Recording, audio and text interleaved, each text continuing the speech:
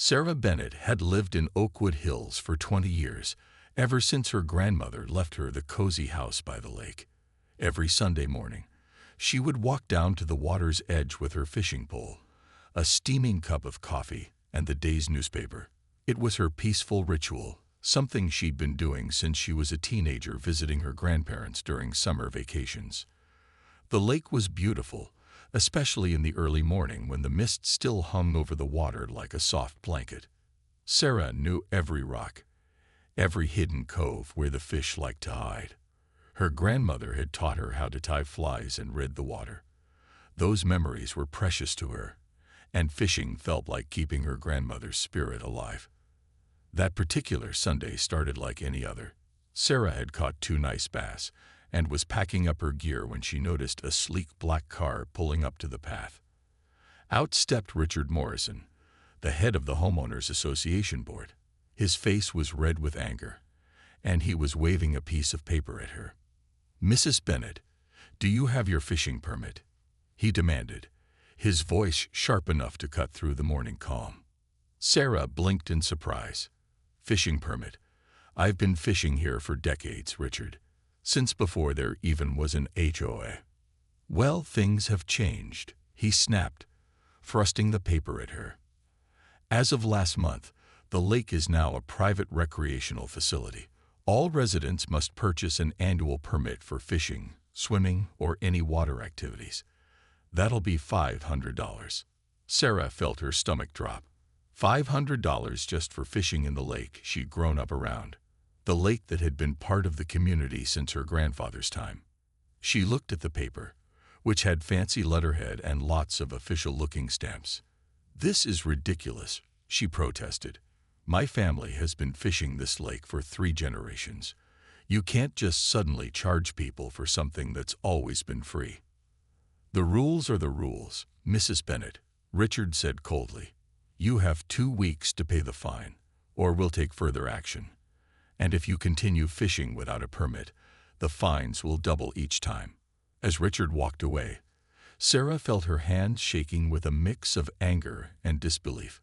She looked out over the lake, its surface now rippling with rings where fish were jumping for morning insects. This place held so many memories. Her grandmother had taught her patience here, watching the bobber for hours while they talked about life. Her mother had learned to swim off the old dock. And now someone was telling her she couldn't fish here anymore unless she paid $500. When she got home, Sarah spread the fine notice on her kitchen table. She read it carefully, 3 times. The more she read, the angrier she became. The HOA claimed they had upgraded the lake facilities and needed the fees for maintenance, but Sarah hadn't seen any improvements. If anything, the boathouse looked more rundown than ever, and the picnic area still had broken tables from last winter's storm. Her neighbor, Mrs. Peterson, stopped by that afternoon with fresh cookies. When she saw the notice, her face fell. "Oh dear, they got you too. Half the neighborhood has gotten these. They say anyone who doesn't pay gets their water shut off for 3 days as punishment." Sarah's jaw dropped. "They can do that." "Nobody's sure, but nobody wants to test it either." Mrs. Peterson sighed. "The Hendersons next door already paid. They can't risk losing water with their new baby." That night, Sarah couldn't sleep. She kept thinking about her grandmother, who had been so proud to live in a community where neighbors helped each other.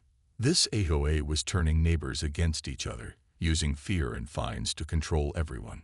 Her grandmother would have been heartbroken to see what was happening to their beloved lake. The next morning, Sarah made a decision. Instead of just paying the fine or arguing uselessly, she would find out the truth about this lake. Her grandmother had kept all the old family papers in a trunk in the attic. Maybe there was something there that could help. As she climbed the creaky stairs to the attic, dust motes dancing in the morning sunlight, Sarah felt a strange surge of hope. Her grandmother had always said, "The truth." That afternoon, Sarah climbed into her dusty attic, sneezing as she pulled back an old sheet covering her grandmother's massive wooden trunk. The trunk had been there for years, filled with family documents, old photographs, and yellowing papers that told the story of the Bennett family's history in Oakwood Hills. She carefully lifted the lid, breathing in the scent of aged paper and cedar wood. Inside were stacks of documents tied with faded ribbons. Sarah began with the oldest papers, working systematically through birth certificates, wedding invitations, and even handwritten recipes. About an hour in, she found what she was looking for: a leather folder labeled Lake Property, 1947. With trembling hands, she opened it. Inside was the original deed from when her grandfather, Henry Bennett, first purchased the land. The document was crisp and formal, written in heavy black ink. As she read, her excitement grew. The deed clearly stated that Henry Bennett had purchased 200 acres, including the valley and the lake. But the most important part was in the final paragraph. The lake and surrounding shoreline, comprising 15 acres, shall remain accessible for public use in perpetuity, for the benefit of all residents of the surrounding community. Sarah's heart raced. This was proof that the lake had always been meant for everyone to use, not just paying HOA members. But she needed more information. Armed with copies of the deed, she headed to the county courthouse the next morning. The county records office was a maze of filing cabinets and microfilm machines. Mrs. Rodriguez, the longtime county clerk, welcomed her warmly. "Haven't seen you in years, Sarah. How's your garden doing?" "Actually, I'm here on a different mission," Sarah explained, showing the deed. "I need to trace my family's property through the years." Mrs. Rodriguez's eyes lit up. "Oh, property records are my favorite. Let's see what we can find." Together, they discovered a fascinating history. When Oakwood Hills began developing in the 1960s, Sarah's grandfather had deeded portions of his land to the county to create the neighborhood. In 1975, as the community expanded, he officially donated the lake and its shores to the residents, creating what was called a community trust. The document was crystal clear. The lake belonged to the community, managed by the county, with free access for all residents. "Look at this," Mrs. Rodriguez pointed to another document from 1983. When the HOA was formed, they weren't given ownership of the lake. They were only allowed to help with basic maintenance like mowing the grass around the shoreline. Sarah felt a surge of vindication, but it was quickly followed by anger. The HOA had been lying to everyone. They didn't own the lake and had no right to charge fees for fishing. "There's something else you should see," Mrs. Rodriguez said, pulling out a thick file. "We keep records of all complaints and violations filed against the HOA. Look at this." The file contained dozens of complaints from residents over the past 3 years. People had questioned the fishing fees, complained about restricted lake access, and reported being fined for activities like swimming or kayaking. One letter from a local fisherman detailed how the HOA president had personally threatened to have him arrested for fishing without a permit. "They've been doing this for at least 3 years, Sarah murmured, flipping through the pages. "How could they get away with it?" "Most people just pay and don't ask questions," Mrs. Rodriguez sighed. "And the county only gets involved if someone files an official complaint with proper documentation." Sarah spent the rest of the day copying every relevant document. By late afternoon, she had a thick stack of papers that painted a clear picture. The HOA had essentially stolen the lake from the community, turning what was meant to be a free public space into their private money-making scheme. That evening, she called her friend Michael, who worked as a paralegal in town. When she explained the situation, his response was immediate. "Sarah, you need to talk to an attorney. This isn't just a simple dispute. This could be fraud." She felt a mix of excitement and dread. Part of her wanted to just pay the fine and move on with her life. But every time she thought about her grandmother's wishes, about all the neighbors who were being bullied by the HOA, she knew she had to keep digging. The next day, her phone rang early in the morning. It was Mrs. Peterson, sounding worried. "Sarah, dear, the HOA just posted notices about an emergency meeting. They're proposing to raise the membership fees to $1,200 a year. People are panicking." Sarah looked at the pile of documents on her kitchen table. The truth was right there in black and white. Her grandfather had given this lake to the community out of love. And the next morning, Sarah sat in the waiting room of Harrison and Associates law firm, her lap full of copied documents and photocopies of the original deed. Her friend Michael had recommended this firm, saying Robert Harrison was known for taking on cases against powerful organizations. When Mr. Harrison finally called her in, she was surprised to find a man in his late 40s wearing a casual polo shirt instead of a suit. His office walls were covered with fishing photos and a mounted bass that looked impressively large. "I hear you have some trouble with your local HOA about fishing," he asked with a knowing smile. "That's definitely my kind of case." Sarah spread all her documents across his wide oak desk. As he examined each paper, his eyebrows rose higher and higher. After 20 minutes of silent reading, he looked up at her. "Mrs. Bennett, do you realize what you have here? This isn't just a simple property dispute. Your HOA has been operating what amounts to an illegal business for years." Relief washed over her, but also confusion. "So what can we do about it?" Mr. Harrison leaned back in his chair, tapping a pen against his desk. "You have several options.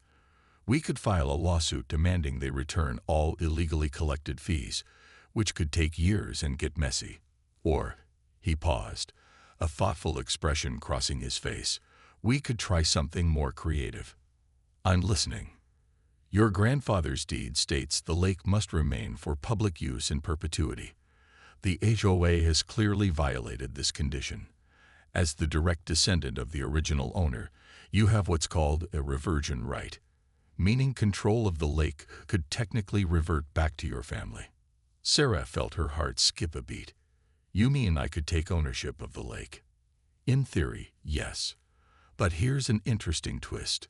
The deed also says it must remain public. So if you took ownership, you'd have to keep it public anyway. But there's another option that might actually solve everyone's problems." He explained that if she formally claimed ownership and then immediately donated the lake to the county, it would permanently establish it as public land. The county would manage it, ensuring free access for everyone. "But there's a clever catch we could add," Mr. Harrison continued, his eyes twinkling. "County regulations allow them to charge maintenance fees to properties that directly benefit from public spaces. Since all the HOA properties surround the lake and gain value from its proximity, the county could require the HOA to pay for upkeep." Sarah's mouth fell open. "So they'd have to pay the county instead of collecting fees from residents?" "Exactly. And if they refuse, the county can place a lion on HOA properties. It's perfectly legal." They spent the next 2 hours planning their strategy. Mr. Harrison would file the necessary paperwork to establish Sarah's ownership claim, then immediately prepare donation documents. Meanwhile, he advised her to keep quiet about their plan. "The element of surprise is crucial here," he warned. "The HOA board might try to block this if they know what's coming." That afternoon, Sarah received unexpected help. Her mail carrier, Pete, knocked on her door with a large envelope. "Mrs. B, this came for the HOA president by mistake. I noticed it had TUONFIDENTIL stamped all over it, so I thought I should bring it directly to you instead of leaving it at his house." Inside were financial statements showing the HOA had collected over $250,000 in lake fees over 3 years, with most of the money going into a separate, undisclosed bank account. There were also invoices for personal expenses labeled as lake maintenance. "Pete, you're a hero," Sarah said gratefully. "Just doing what's right," he replied with a wink. "My grandpa used to fish that lake with your grandpa back in the day." 2 weeks later, Mr. Harrison called with exciting news. "Everything's ready. The documents are filed, and I've already met with the county commissioners. They're very interested in your donation offer. They could have the lake inspected and assessed within days." "Should I tell people what's happening?" Sarah asked. "Not yet. There's an HOA meeting next week. Let's present everything there, in public. But first, I want you to attend that emergency meeting they called about raising fees. Just listen and observe, and maybe record it on your phone if possible." That Saturday evening, the community center buzzed with anxious chatter. Nearly every neighborhood resident had shown up, many looking stressed and worried. Board President Richard Morrison stood at the front, his polished shoes and expensive suit standing out among the casual-dressed residents. Due to increased maintenance costs, we must raise the annual membership fee to $1,200, he announced as gasps rippled through the crowd. This is non-negotiable. We've already invested in new lake facilities. What new facilities? Someone shouted from the back. Security cameras. For one thing, Richard smirked. To catch people fishing without permits. Sarah felt her hands clench. Her phone recorded everything as residents pleaded for mercy, explaining how they couldn't afford the increase. But Richard remained firm, even threatening to fine anyone who didn't pay promptly. After the meeting, Sarah found herself surrounded by desperate neighbors. Mrs. Peterson was in tears, explaining how her husband's medical bills already strained their budget. "I'm working on something," Sarah assured them quietly. "There's hope." The following week moved quickly. Mr. Harrison filed their petition with the court, and the county scheduled a special session to discuss the lake donation. Sarah kept her phone close, fielding calls from worried neighbors who had gotten wind that something was happening. Finally, the night before the regular HOA meeting, where they planned to officially announce the fee increase, Mr. Harrison texted, "It's time. Tomorrow, everything changes." Sarah spent that night preparing her words carefully. By morning, she had her plan ready, her documents organized, and a quiet determination that surprised even herself. Her grandmother would be proud. As she walked to the community center that evening, the setting sun painted the lake in shades of gold and orange. Children were playing in the nearby park, and she could see fishing poles leaning against the old dock. Tomorrow, this would all belong to them again, the way her grandfather had intended. The community center was packed full of people, with some standing in the back and along the walls since all the chairs were taken. Sarah arrived early and chose a seat in the middle row, keeping her thick folder of documents hidden from view. Her heart was beating fast as she saw Richard Morrison and the other board members setting up their presentation about the new fee increase. Mr. Harrison slipped in through the side door just before the meeting started. He had told her to wait for his signal before saying anything. From his briefcase, he pulled out a manila envelope and set it on the table in front of him, which caught Richard's attention. "Tonight, we finalized the new membership structure," Richard began confidently. "The annual lake access fee will increase to $1,200, with late payments subject to penalty fees." The room erupted with protests. People stood up, waving their hands and shouting questions. Sarah watched as Richard tried to quiet everyone down, his face getting redder with frustration. "This is outrageous," called out Mr. Johnson from the hardware store. "My grandmother has been living here since the 1950s. She never paid a penny to fish in that lake." "Times change, Mr. Johnson," Richard snapped back. "Maintaining premium facilities costs money." That's when Mr. Harrison stood up slowly. "Actually, Mr. Morrison, I have some relevant information the board might want to hear." All eyes turned to the attorney. Richard's confident expression wavered slightly. "This isn't the time for—" "Oh, I think it's exactly the time," Mr. Harrison interrupted politely. He opened his envelope and pulled out several documents. "You see, the HOA doesn't actually own the lake. It never did." The room fell completely silent. You could hear the ceiling fan creaking as it turned. "That's ridiculous," Richard laughed nervously. "We've been managing the lake for years. We have full authority." "No, you don't." Sarah stood up, her voice steady. "My grandfather, Henry Bennett, owned this entire valley and created this community. He donated the lake for public use, not for any organization to profit from." She held up the original deed, and people craned their necks to see it. This legal document from 1947 clearly states the lake belongs to the entire community, not just paying members. The other board members started whispering frantically among themselves. One of them, Mrs. Thompson, looked particularly nervous as she shuffled through papers on the table. "But the county records show," Richard started, but Mr. Harrison cut him off again. "The county records support Mrs. Bennett's claim. In fact, the county already conducted an investigation after she contacted them. The lake has always been managed under public trust, not private ownership." Murmurs spread through the crowd. Residents who had been intimidated for years were beginning to understand they had been deceived. "Here's what happens next," Mr. Harrison continued. "Mrs. Bennett has officially claimed her family's ownership rights to the lake, and as we speak, she is in the process of donating it to the county for proper public management." The room erupted in applause, but Richard turned purple with rage.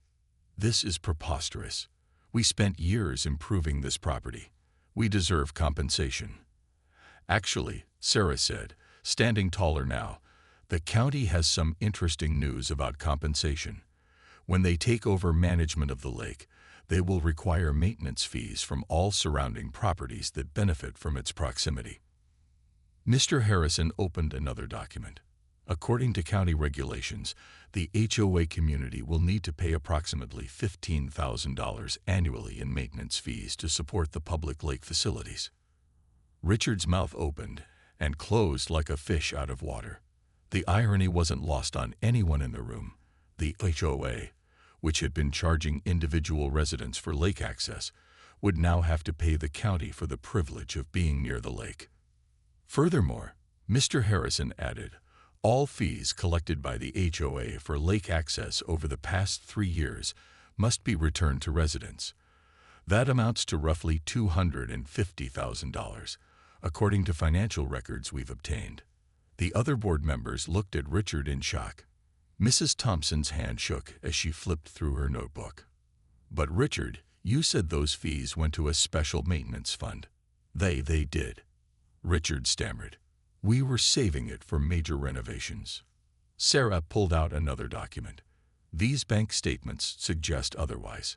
Personal expenses, luxury purchases, even a vacation to Florida labeled as a maintenance conference. The county will be conducting a full audit."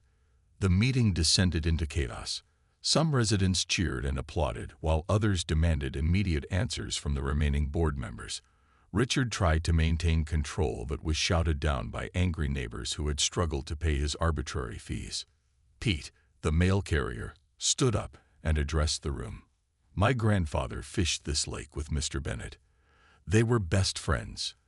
I know for a fact that old Henry would turn in his grave seeing how you've abused his gift to our community." As the meeting continued, the county commissioner, who had been quietly observing from the back, came forward to make an official announcement. "The county formally accepts Mrs. Bennett's generous donation. Starting tomorrow, the lake will be free for all residents to enjoy. Fishing, swimming, boating. No permits required." The room exploded with the biggest cheer yet. Children actually jumped up and down, excited they could finally go fishing with their grandparents. Sarah felt hands patting her back, and people thanking her. Mrs. Peterson was in tears, hugging her tightly. "You saved us all, dear. You stood up when no one else could." As the meeting finally adjourned, Richard Morrison packed up his belongings quickly, avoiding eye contact with everyone. The other board members seemed shell-shocked, some already discussing their resignations. Outside, under the evening stars, Sarah looked out at the lake that had caused so much trouble but had brought the community together in the end. Tomorrow morning, she would go fishing again, just like she had all those years with her grandmother. But this time, she would fish in a lake truly free for everyone, exactly as her grandfather had intended. The victory felt sweet, but more than that, it felt right. As she walked home, she could already hear families making plans to visit the lake that weekend, their voices full of excitement and, finally, freedom. The next HOA meeting was held 2 weeks later, but this time the community center was filled with county officials instead of confused residents. The county's property management officer, Ms. Chen, stood at the podium where Richard usually demanded fees. 3 board members faced her from the front row, looking pale and nervous. Richard was noticeably absent. "Ladies and gentlemen," Ms. Chen began, "we're here to formally transition the lake management to county oversight and address the financial implications of this change." The remaining board secretary, Mr. Williams, raised his trembling hand. "About those maintenance fees, surely we can negotiate a lower rate. The HOA can't afford $15,000 annually with current member dues."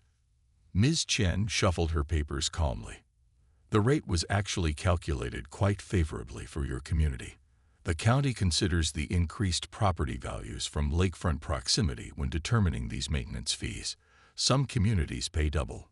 Behind the board members, Sarah sat quietly with her neighbors. She noticed many familiar faces, people who had once been afraid to speak up against the HOA, now sitting proudly with their heads held high. Furthermore, Ms. Chen continued, "Regarding the misappropriation of funds, our investigation discovered that over $250,000 was collected from residents since 2021. Of this amount, only $80,000 was actually spent on lake maintenance." The board members shifted uncomfortably in their seats. Mrs. Thompson, the treasurer, finally spoke up. "Richard handled all the finances. We trusted him. We had no idea he was stealing from the community," suggested Pete from the audience, his voice carrying clearly. Ms. Chen nodded professionally. "Based on our audit, we've identified personal expenses, unauthorized transfers, and even falsified invoices. The county has already filed a formal complaint with the district attorney's office." The room buzzed with whispers. Many residents remembered Richard's new luxury car last year, his expensive boat with HMS Oakwood painted on the side, which now seemed suspiciously funded by their fishing permits. As for the fee refunds, Ms. Chen announced, "The county has frozen the HOA's excess funds. Each resident who paid lake access fees will receive a proportional refund within 60 days. We've recovered approximately $170,000 so far." Sarah's neighbor, young Tommy Chen, no relation to the official, raised his hand excitedly. "Does this mean I can take my little sister fishing this weekend without my parents paying?" Ms. Chen smiled warmly. "Absolutely. The lake is now free for all community members. In fact, the county will improve the facilities. New docks, better picnic areas, and a proper boat launch." The mood in the room transformed from tension to celebration. People began sharing stories of their planned fishing trips and family picnics. The lake, which had become a source of stress and division, was finally returning to its role as the heart of the community. 3 weeks after the county took over the lake, something unexpected happened that shook the entire community. Sarah was enjoying her morning coffee on the porch when she noticed 3 police cars pulling into Richard Morrison's driveway next door. Within minutes, officers were loading boxes and files into their vehicles while Richard stood on his lawn in his bathrobe, looking completely defeated. "Good morning, Mrs. Bennett," Officer Martinez called out as he passed by. "Big day today. The district attorney's office got a warrant for his records." The news spread like wildfire. By noon, nearly everyone in Oakwood Hills knew about the raid. Sarah's phone buzzed constantly with neighbors wanting updates. Mrs. Peterson showed up at her door with fresh muffins and a worried expression. "Do you think we'll get in trouble for not reporting what Richard was doing?" she asked, wringing her hands. "We didn't know," Sarah reassured her. Most residents thought he was following proper procedures. The next day, the local newspaper ran a front-page story. "Former HOA president arrested for embezzlement." The article revealed shocking details. Richard had been siphoning thousands not just from lake fees, but from regular HOA dues meant for road repairs and neighborhood maintenance. Even the expensive lake security cameras he'd installed were actually from a discount store, while he pocketed the difference from the budget. At the coffee shop downtown, Tommy's mother, Mrs. Lynn, overheard other community members talking. "I always wondered why our roads had so many potholes," one said. "Now we know where that money went." The investigation uncovered something else, too. Richard had secretly sold naming rights to businesses without board approval. The premium lakeside walking path was supposed to be sponsored by a local bank for $10,000, but Richard had already spent that money on his Florida vacation. By the following week, the remaining board members came forward with unexpected proposals. At an emergency community meeting, Mrs. Thompson spoke first, her voice shaking. "We've reviewed all the financials carefully. There's enough in the emergency fund to cover the first year of county maintenance fees, so residents won't see any HOA dues increase." Mr. Williams added, "We're also proposing a new transparency policy. All HOA financial records will be posted online monthly, and any expense over $500 will require community vote." Sarah felt a mix of relief and lingering concern. Progress was happening, but trust would take time to rebuild. She stood up slowly. "These are good first steps, but the community needs to understand. This oversight belongs to all of us, not just the board." To everyone's surprise, Pete, the mail carrier, raised his hand. "I propose we form a community advisory committee, 3 residents elected each year to review HOA decisions. I nominate Mrs. Bennett for the first term." The room erupted in applause. Other nominations followed quickly. Mrs. Peterson, Mr. Johnson from the hardware store, and young Tommy Chen's father, who was an accountant. The idea of shared oversight resonated with everyone who had felt powerless during Richard's rule. Meanwhile, the county's improvements to the lake were already visible. New benches appeared along the walking path. The old, rotting dock was replaced with a sturdy new one. County workers planted native flowers around the shore, attracting butterflies and birds. The lake felt alive again, transformed from a guarded treasure to a welcoming community space. One Sunday morning, Sarah was fishing when she noticed a familiar figure approaching. It was Richard's wife, Ellen, looking tired and embarrassed. They had never been close neighbors, but Sarah felt compelled to be kind. "I'm sorry about everything," Ellen said quietly. "I had no idea what Richard was doing with the money. I just believed what he told me." Sarah nodded sympathetically. "None of us saw the whole picture. That's why transparency matters so much." Ellen sat on the bench nearby. "We're moving away, starting over somewhere new. But I wanted to thank you for standing up for what's right. More people should have your courage." As Ellen left, Sarah reflected on how one person's greed had impacted an entire community. But she also saw how people could come together to heal and improve. The lake, once a symbol of division, was becoming a place of unity again. That afternoon, the community posted signs announcing their new Community Unity Day, a monthly gathering where neighbors could discuss concerns, celebrate achievements, and enjoy potluck dinners by the lake. The first event was set for the following Saturday. As the sun began to set, families started arriving at the lake for evening fishing. Children threw breadcrumbs to excited ducks, while parents set up picnic blankets. The evening air filled with laughter and conversation. Tommy Chen proudly showed off his first caught fish, a small bass he named Freedom. Sarah packed up her gear with a full heart. Her simple act of challenging an unfair fine had triggered a transformation that went far beyond just fishing rights. It had awakened a community to the importance of speaking up, paying attention, and working together. As she walked home, she noticed the old community bulletin board had been updated. Next to announcements for recycling pickup and book club meetings was a new permanent sign: "Your voice matters. Attend monthly HOA meetings every first Thursday." The path forward wouldn't be perfect, but at least now everyone was walking it together, watching out for each other. And the lake, beautiful, free, and open to all, would always remind them of the power of truth and courage. Community Unity Day arrived with perfect weather, warm sunshine with a gentle breeze that rippled across the lake. Sarah woke early, eager to see how the community would respond to this new tradition.